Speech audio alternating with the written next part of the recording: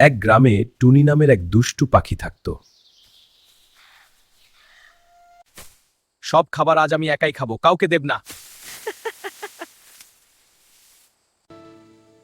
হঠাৎ বনের এক কোণে সে দেখল এক অদ্ভুত আম গাছ। ওহ, এত সুন্দর আম আগে দেখিনি তো। মোমো, কি মিষ্টি আম। টুনি, আমি জাদুর আম গাছ, যা খাবে তা ভাগ করে খেও। হ্যাঁ, আমি কথা বলছি। গাছ কথা বলছে? ভয় পেও না ছোট্ট বন্ধু। অন্যের সাথে ভাগ করলে তোমার সব ইচ্ছা পূরণ হবে। ভাগ করলে তো আমার কমে যাবে, সব আমি লুকিয়ে রাখবো। টুনি লোভী হয়ে সব আম নিজের বাসায় লুকিয়ে রাখল।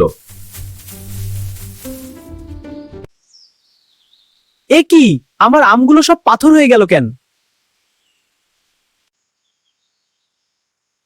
আউচ, এগুলো তো সত্যিই পাথর। টুনি নিজের ভুল বুঝতে পেরে কাঁদতে শুরু করলো। হে জাদুর গাছ, আমাকে মাফ করে দাও, আমি সব আম বিলিয়ে দেব। যাও টুনি, ক্ষুধার্তদের ফেরাও দাও। বন্ধুগণ, সবাই এসো, আজ আমরা সবাই মিলে আম খাবো। ধন্যবাদ টুনি, আমগুলো খুব মিষ্টি। হঠাৎ টুনির ছোট বাসাটি সোনায় রূপান্তর হলো।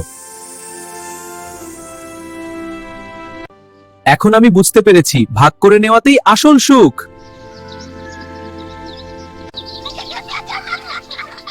গল্পের শিক্ষা, ভাগ করে নিলে সুখ বাড়ে।